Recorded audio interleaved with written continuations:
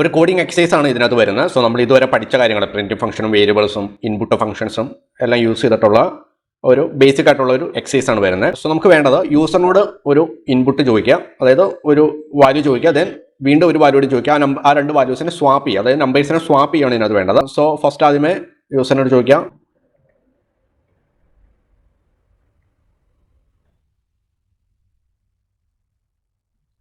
Value of A ചോദിക്കുന്നു. Then അതുപോലെ തന്നെ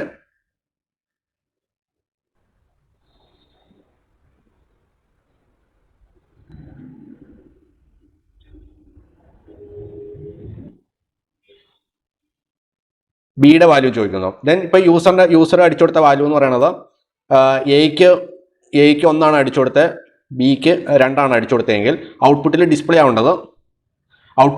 ആവേണ്ടത് എ ഈക്വൽ ടു 2 എന്നും ബി ഈക്വൽ ടു 1 എന്നുമാണ്. അതായത് നമ്പേഴ്സിനെ സ്വാപ്പ് ചെയ്യുക. ബിയുടെ വാല്യൂ എയിലേക്കും കൊടുക്കുക, എയുടെ വാല്യൂ ബിയിലേക്കും കൊടുക്കുക.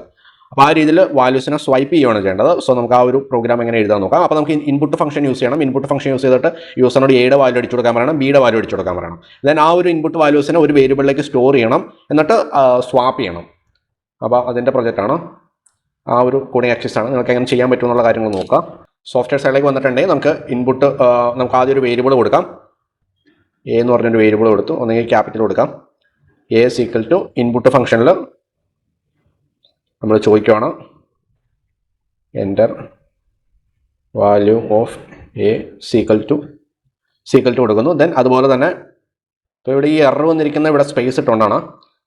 സോ സ്പേസ് മാറ്റിയിട്ടുണ്ടെങ്കിൽ എറർ വരും. ഞാനത് ക്യാപിറ്റൽ തന്നെ ആക്കി ഇട്ട് കൊടുക്കുകയാണ്. ദെൻ ഇതുപോലെ തന്നെ ബി എന്ന് പറയുന്ന ഒരു വേരിയബിൾ കൊടുക്കുക. അതിനകത്തേക്ക് ഈക്വൽ ടു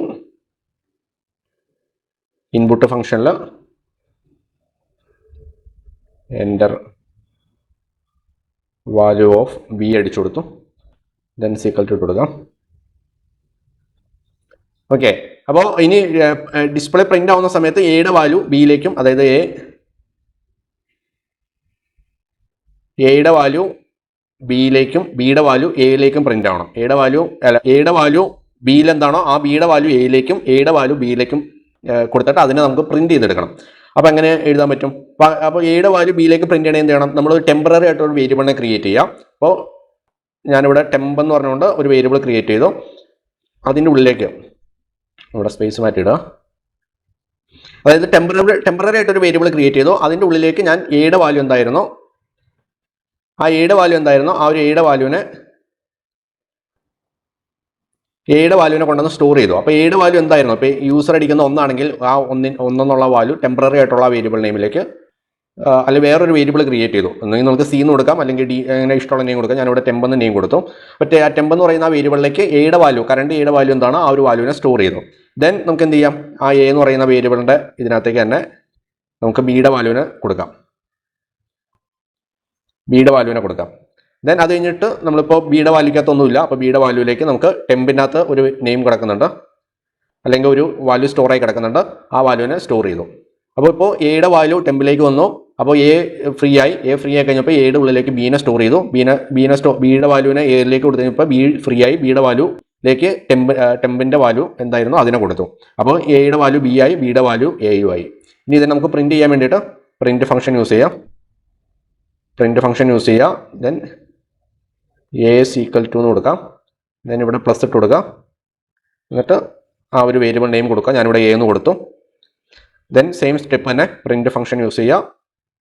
ഡബിൾ കോട്ടിൻ്റെ ഉള്ളിൽ ബി ഈക്വൽ ടു കൊടുക്കാം. ദെൻ പ്ലസ് ഐക്കൺ ഇട്ട് കൊടുക്കാം. ദെൻ ബി എന്ന് പറയുന്ന വേരിയബിൾ കൊടുക്കാം. ഇത് നമുക്ക് ജസ്റ്റ് ഒന്ന് റൺ ചെയ്ത് നോക്കാം. അപ്പോൾ എയുടെ വാല്യൂ എത്രയാണെന്ന് ചോദിക്കുന്നുണ്ട്. സോ ഇവിടെ എയുടെ വാല്യൂ എത്രയാണെന്ന് ചോദിക്കുന്നുണ്ട്. എയുടെ വാല്യൂ ഞാനിപ്പോൾ ഇവിടെ ഒരു 2 കൊടുക്കുവാണ്. ദെൻ അത് കഴിയുമ്പോൾ ബിയുടെ വാല്യൂ എത്രയാണെന്ന് ചോദിക്കുന്നുണ്ട്. ഞാനിവിടെ 5 കൊടുത്തു. ദെൻ എൻ്റർ ചെയ്തിട്ടുണ്ടെങ്കിൽ എയുടെ വാല്യൂ 5 ആയി, ബിയുടെ വാല്യൂ 2 ആയി. ഇപ്പോൾ ഇവിടെ നമ്പറിനെ സ്വാപ്പ് ചെയ്തിട്ടുണ്ട്. നമ്മൾ കൊടുത്ത വാല്യൂ എന്തായിരുന്നു ആ വാല്യൂവിനെ ഇവിടെ സ്വാപ്പ് ചെയ്ത് ഒരു ഔട്ട്പുട്ട് റിസൾട്ട് ഇട്ടിട്ടുണ്ട്. അപ്പോൾ ഈ രീതിയിലാണ് ഔട്ട്പുട്ട് കിട്ടുന്നത്. ജസ്റ്റ് നിങ്ങൾ ചെയ്ത് നോക്കുക. അപ്പോൾ നമ്മളിവിടെ വേരിയബിൾ യൂസ് ചെയ്തിട്ടുണ്ട്. എങ്ങനെയാണ് വേരിയബിൾസ് ക്രിയേറ്റ് ചെയ്യുന്നത്, വേരിയബിൾസ് എങ്ങനെയാണ് അതിനകത്തേക്ക് അസൈൻ ചെയ്ത് കൊടുക്കുന്ന കാര്യങ്ങളൊക്കെ ഏകദേശം മനസ്സിലായി. ദെൻ പ്രിന്റ് ഫംഗ്ഷൻ യൂസ് ചെയ്തിട്ടുണ്ട്, ഇൻപുട്ട് ഫംഗ്ഷനും യൂസ് ചെയ്തിട്ടുണ്ട്. അപ്പോൾ അതെല്ലാം യൂസ് ചെയ്തിട്ടുള്ള ഒരു പ്രോഗ്രാമിംഗ് സെക്ഷൻ ആയിരുന്നു. നമ്പർ സ്വാപ്പ് ചെയ്യാവുന്നതാണ്. അപ്പോൾ ഇത്രയാണ് ഈ ഒരു സെക്ഷനകത്ത് വരുന്നത്. സോ നമുക്ക് അടുത്ത സെക്ഷനിൽ കാണാം. ബൈ.